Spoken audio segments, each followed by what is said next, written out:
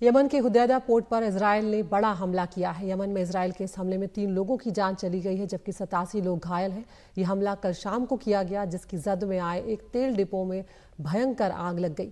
यहां आग की लपटें और धुएं का भारी गुबार भी देखने को मिला। इजरायल ने अपनी तरफ से इस हमले की पुष्टि की है। हूती ने इस हमले का बदला लेने की बात कही है। हूती ने इस हमले के लिए इजरायल को जिम्मेदार ठहराया था और अब इजरायल ने भी इस हमले की पुष्टि की है।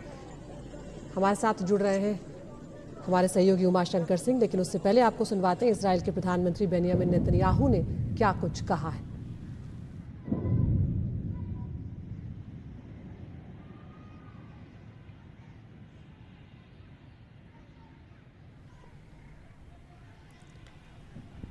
तो उमाशंकर के पास हम पहले चलते हैं। प्रधानमंत्री का जो बयान है नेतन्याहू का, वो हम आपको सुनवाएंगे। उमा, यहाँ पर हूती विद्रोहियों द्वारा तेल अवीव शहर में किए गए घातक ड्रोन हमले के एक दिन के बाद ही इजरायल ने जवाबी कार्रवाई की है और जो तस्वीरें बयां कर रही हैं, ये बड़ा हमला था।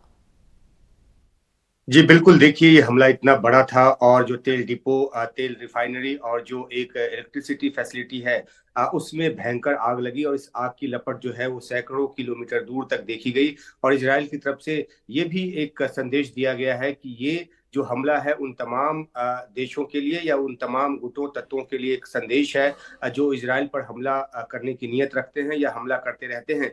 ये पहली बार है कि इजराइल ने तकरीबन 1800 किलोमीटर दूर यमन में सीधे तौर पर हमला किया है, अपने विमानों के जरिए हमला किया है। और आईडीएफ के स्टेटमेंट में कहा गया है कि ये सिर्फ और सिर्फ इजराइल की तरफ से किया गया हमला था। हालांकि इस हमले की जानकारी जो सहयोगी देश हैं उनको इजराइल ने दे दिया था।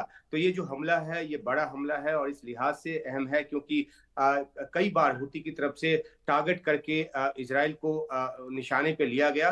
हालांकि 200 से ज्यादा जो हमले अब से पहले किए गए ड्रोन के जरिए या प्रोजेक्टाइल्स के जरिए, उन हमलों को नाकाम कर दिया गया। लेकिन जो शुक्रवार को जो हमला किया गया तेल अवीव पर एक ड्रोन के जरिए, जो कि हुती के मुताबिक ऐसा ड्रोन था जो कि डिटेक्ट नहीं हो सकता था।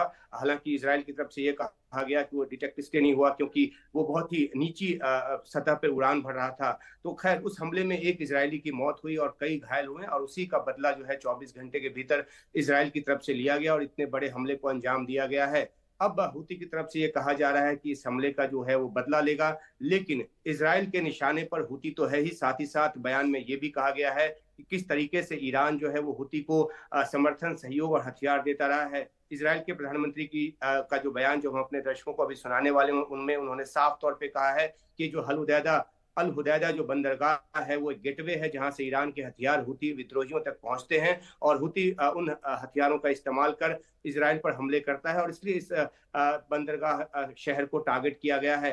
हालांकि हुती की तरफ से कहा गया है कि सिविलियन फैसिलिटी को निशाना बनाया गया है, लेकिन इजराइल ने इस बात को सिरे से इनकार किया है। और ये जो ऊंची आग की लपटें लगातार हम अपने दर्शकों को दिखा रहे हैं, वो कई घंटों तक बदस्तूर इसी तरह से लपटें उठती रही। और ये भी देखा गया कि सिविल डिफेंस के जो लोग हैं हुती गुट के, वो इस आग को काबू में करते नजर आए। लेकिन जो शुक्रवार को हमला हुआ, उस हमले के जवाबी कार्रवाई के तौर पर इजराइल की तरफ से हमला किया गया। शुरुआती जानकारी ये भी आई कि इसमें यूके और यूएस ने सहयोग किया है, लेकिन खुद यूएस की तरफ से इस बात से इनकार किया गया और कहा गया कि ये इजराइल का अपना हमला है। और इजराइल ने भी इस बात की पुष्टि की कि उसके F-35 जैसे जो विमान है उन्होंने इसमें हिस्सा लिया और 1800 किलोमीटर दूर किए गए इस जवाबी कार्रवाई को आउटस्ट्रेच आर्म यानी कि लॉन्ग आर्म जो है वो ऑपरेशन का नाम दिया गया है। और इजराइल की तरफ से साफ कहा गया है कि आगे भी इस तरह के हमले वो करेगा अगर इजराइल को टारगेट किया जाता है तो।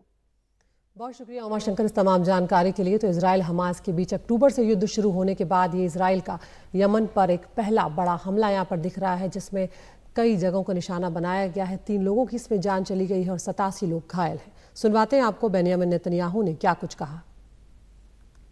The port that was targeted is not an innocent port. It's used as the entry point for weapons that are supplied by Iran to its Houthi terrorist proxies. The Houthis have used those weapons to attack Israel, to attack Arab states in the region, to attack many others. This strike comes in direct response to the killer drone attack yesterday that killed one person and injured several others 100 yards from the U.S. consulate in Tel Aviv.